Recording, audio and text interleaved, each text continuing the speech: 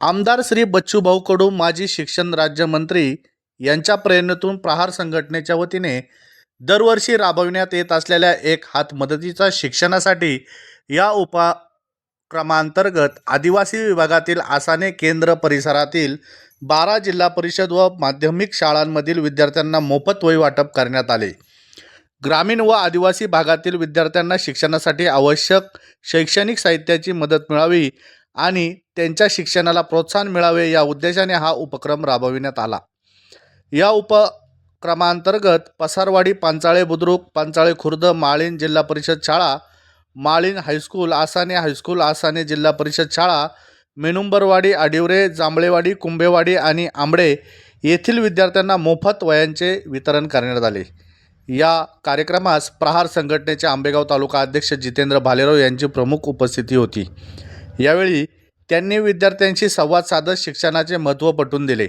शिक्षण हे जीवन बदलण्याचे प्रभावी माध्यम असून विद्यार्थ्यांनी मेहनत, जिद्द आणि आत्मविश्वासाच्या जोरावर आपले भविष्य घडवावे असे आवाहन त्यांनी केले।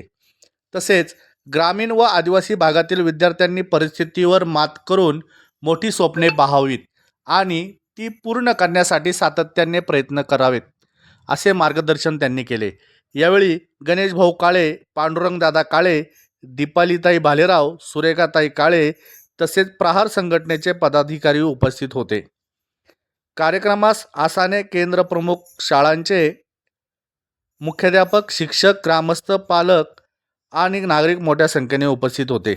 उपस्थित शिक्षकांमध्ये आसाने केंद्र प्रमुख श्री मनोहर वामन, जिल्हा परिषद प्राथमिक शाळा माळीणचे मुख्याध्यापक श्री अरविंद मोडवे, के.वाय. भालचीम, माध्यमिक विद्यालय माळीणचे श्री रमेश लोखंडे, जिल्हा परिषद प्राथमिक शाळा आसानेचे मुख्याध्यापिका श्रीमती उषा तळपे, जिल्हा परिषद प्राथमिक शाळा आडिवरेचे मुख्याध्यापक श्री महेश शिंदे, सहकार महर्षी दत्तात्रय गोविंदराव वळसे पाटील माध्यमिक विद्यालय आसानेचे मुख्याध्यापक श्री संतोष घोडे यांच्यासह श्री संतोष पडवळ, श्री गुलाब वाघ, श्री पांडुरंग बुट्टे, श्री रामदास असवले, श्री नागेश वालकोळी आणि श्री अनिकेत कराळे उपस्थित होते।